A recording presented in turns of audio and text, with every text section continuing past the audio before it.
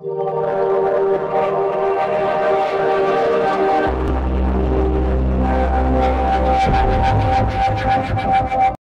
berlayar menuju pelabuhan, angin bertiup membawa pesan. Bajet dibahas penuh kesedaran, rakyat tenteram, negara aman. Terima kasih diucapkan kepada Yang Amat Berhormat Perdana Menteri dan seluruh warga Kementerian Keuangan kerana telah bertukar lumus untuk menghasilkan sebuah dokumen tahunan yang cukup penting untuk rakyat dan negara. Begitu pantas masa berlalu, kini belanjawan madani telah memasuki sirinya yang keempat. Walaupun pelbagai cubaan telah dilakukan oleh pembangkang untuk melemahkan dan meruntuhkan kerajaan, belanjawan kali ini yang bertemakan belanjawan rakyat dengan nilai peruntukan berjumlah Speaker, itu tuduhan jahat. Satu tuduhan jahat. Tak apa. Melainkan nak bangkitkan peraturan, tak apa, teruskan Tampin. Ikutlah tertib Ulu Terengganu. Nilai peruntukan berjumlah RM419.2 bilion telah diikat dengan 9 tekad yang berpaksikan 3 tonggak ekonomi madani benar-benar meyakinkan. Sungguh pun begitu, masih terdapat lagi ruang-ruang penambahbaikan yang boleh dilakukan oleh kerajaan agar belanjawan ini benar-benar mencapai maksudnya. Tuan Speaker, sebagai mukadimah perbahasan, saya ingin merakamkan ucapan tahniah buat seluruh pimpinan kerajaan atas kejayaan negara selaku pengurusi ASEAN 2025. Antara kejayaan utama yang wajar kita banggakan ialah penyatuan pendirian ASEAN dalam isu geopolitik serantau, khususnya berkenaan Laut Cina Selatan dan krisis kemanusiaan di Myanmar, pendamaian konflik sempadan antara Thailand, Kemboja dan juga penerimaan Timor Leste sebagai anggota tetap ASEAN. Selain itu, terima kasih juga saya ucapkan atas kesungguhan kerajaan yang telah memanfaatkan pentas diplomatik dengan menyatakan pendirian Malaysia secara terus kepada Presiden Donald Trump terhadap isu-isu keamanan dan kemanusiaan, termasuklah perkara yang berlaku di bumi Gaza, Palestin dan juga dasar-dasar Amerika Syarikat yang menindas. Tidak dilupakan, terima kasih juga saya ucapkan kepada jutaan rakyat Malaysia yang kekal tenang dan bersikap profesional, terutamanya bagi ribuan rakyat yang melakukan demonstrasi secara aman. Saya menyokong demonstrasi yang telah dilakukan demi menuntut hak-hak dan kebebasan bumi Palestin. Himpunan tersebut amat dialulukan dan sangat diraihkan oleh kerajaan. Bukan seperti himpunan yang terpekik terlolong membaca doa untuk menjatuhkan kerajaan, mempersoalkan tugas dan tanggungjawab pihak keselamatan serta provokasi yang melampau. Dari perspektif ekonomi dan perut rakyat, suka tidak suka, mahu tidak mahu, kehadiran Presiden Donald Trump memberi pulangan yang lumayan terhadap negara, khususnya mengenai perjanjian Agreement on Reciprocal Trade, ALT. Perjanjian ini membolehkan 1,711 produk ekspor negara seperti minyak sawit, getah, koko, komponen farmaseutical dan peralatan aeroangkasa menikmati kadar tarif yang lebih rendah ke pasaran AS, Amerika Syarikat, malah ada yang menerima kadar 0% tarif. Kesan daripada perjanjian ART dan Comprehensive Strategic Partnership CSP, nilai ringgit dan pasaran saham tempatan telah meningkat. Ini menandakan keyakinan pelabur terhadap ekonomi negara. Pokoknya, Tuan Speaker, kejayaan negara dalam memfungsikan ASEAN bukan sahaja mencerminkan kemampuan diplomasi dan tabik urus negara di peringkat antarabangsa, malah telah membuktikan bahawa Malaysia terus menjadi suara sederhana yang berpengaruh di rantau Asia Tenggara. Kuala Lumpur, pentas damai diplomasi dunia. Sidang Kemuncak ASEAN yang difungsikan oleh negara pada kali ini telah membuka mata dunia dan meletakkan negara ke tahap baru. Keadaan ini sudah tentunya akan menjadi nilai tambah kepada tahun melawat Malaysia 2026. Bukankah itu semua kebaikan untuk negara dan rakyatnya? Menerusi sidang Kemuncak ASEAN, Malaysia dapat berdiri megah sebagai peneraju rantau yang dihormati. Kejayaan ini sudah tentunya bukan milik kerajaan semata-mata, tetapi juga milik seluruh rakyat yang percaya pada nilai kerjasama, kesederhanaan dan perpaduan.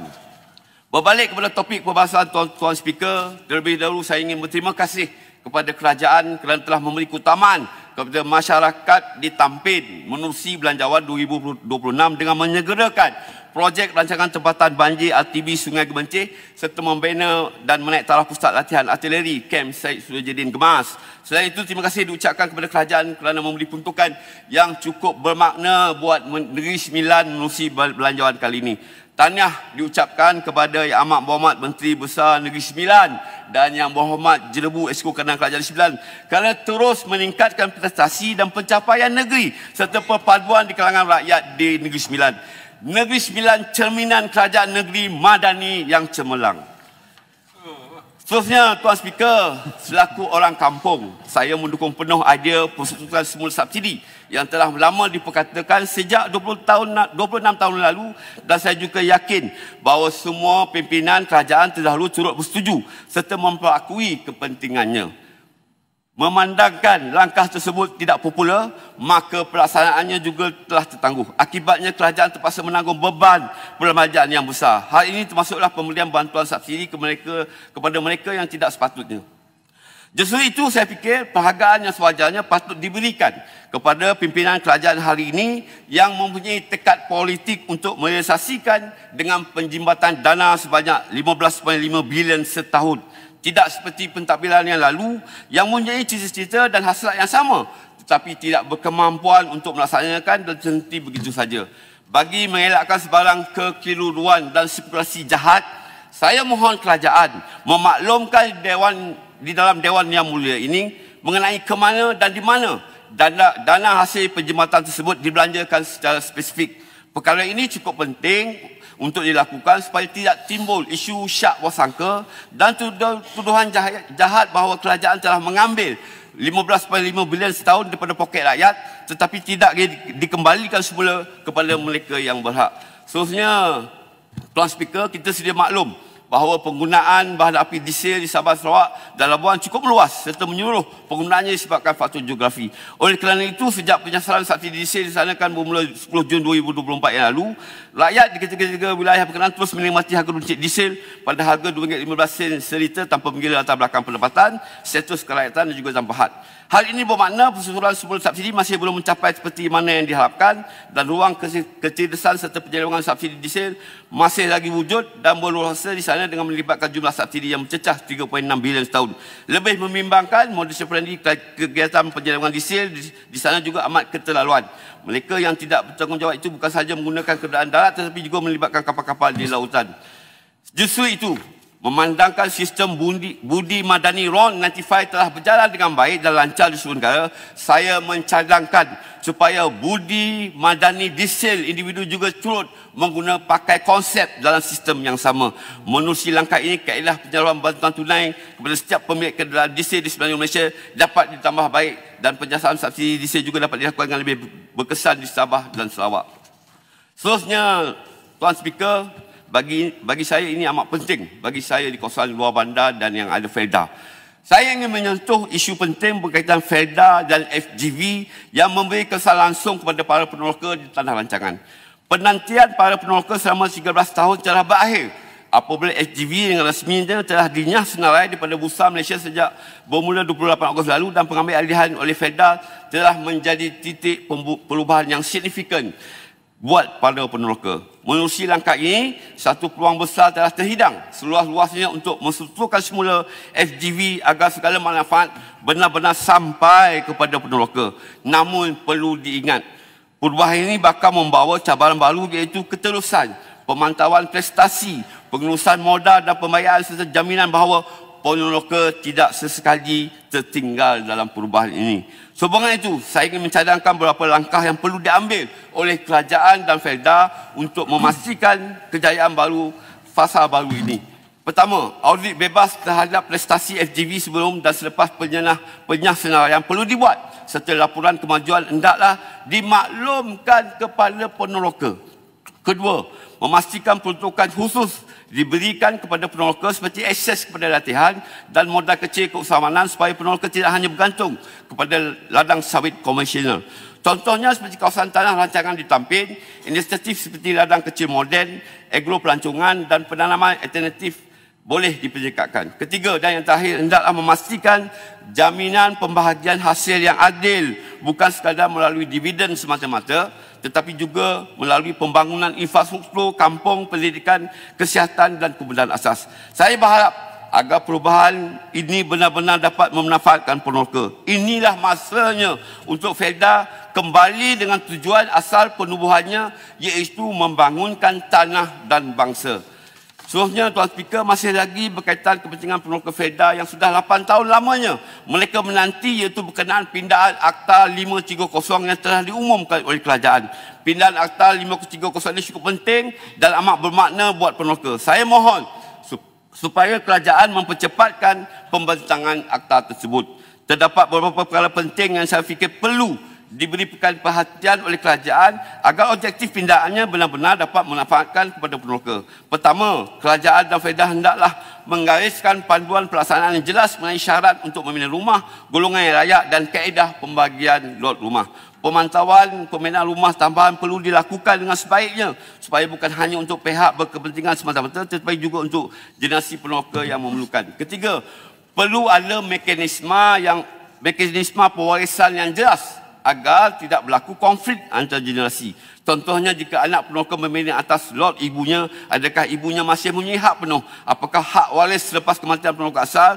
Perkara ini perlu diselaraskan agar tidak berlaku pertikaian. Ketiga, dari sudut prasarana dan kos pembinaan pula, kerajaan perlu menyediakan sokongan atau subsidi bagi infrastruktur asas seperti bekalan elektrik, bekalan air dan sebagainya agar tidak membebankan peneroka. Keempat dan terakhir, pihak berkuasa negeri dan FEDA hendaklah memastikan prosedur permohonan serta kelulusan pembinaan dijalankan dengan efisien dan terus. Seterusnya, Tuan Speaker, alang-alang membahaskan mengenai kesejahteraan rakyat luar bandar dan masa depan komuniti, saya ingin menyentuh tentang skim tanaman semula bagi pekebun kecil. Agro Community telah menyumbang hampir 90 bilion kepada KDNK dan lebih 12% ekspor negara pada tahun lalu. Industri sawit umpamanya yang menguli ekspor dengan menyumbang 1/4 pengeluaran dunia. Pentadbiran Barisan Nasional sebelum ini pernah melaksanakan skim tanaman semula secara geran penuh dan amat berkesan bagi membantu ribuan pekebun kecil pada kita ini. Namun, setelah skim tanam semula ditukarkan dalam bentuk pinjaman atau separuh pinjaman, langkah tersebut telah menambah bebanan pekebun kecil, terutamanya bagi mereka yang mendapat pulangan hasil yang rendah. Realiti hari ini, banyak kebun yang sudah berusia lebih 25 tahun. Hasil semakin merosot dan kos sara hidup semakin meningkat. Pekebun kecil tidak mampu menanggung kos tanaman semula yang bercecah antara 12,000 hingga 15,000 hektar.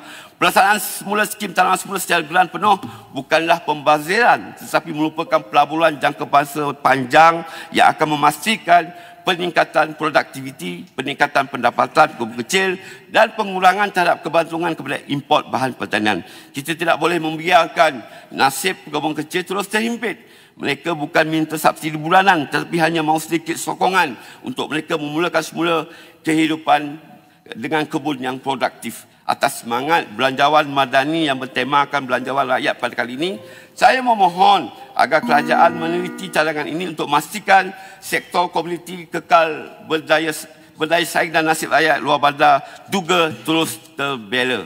1 minit YB Tampin. 1 minit. Okey, Yang Berhormat Tuan Speaker, saya akhiri ini. Sebelum saya mengakhiri pembahasan, izinkan saya menyampaikan sedikit pesanan terbuka buat rakan-rakan di dalam Dewan Yang Mulia ini. Dalam kegagahan politik, janganlah mudah menabur janji hanya demi sorokan dan tepukan. Dewan ini bukan pentas untuk menawan hati rakyat dengan retorik yang tidak berpijak di bumi yang nyata. Cukuplah dengan politik janji manis yang hanya memberi impak sementara demi keuntungan politik. Kita mesti belajar daripada sejarah bahawa janji tanpa pelan tidak akan hanya melahirkan kekecewaan. Semua dah rasa jadi pembangkang ataupun jadi kerajaan. Belajarlah daripada sejarah yang lampau. Negara ini memerlukan keberanian untuk membuat keputusan yang sukar tetapi benar. Bukan lagi lidah yang manis tapi mengelirukan.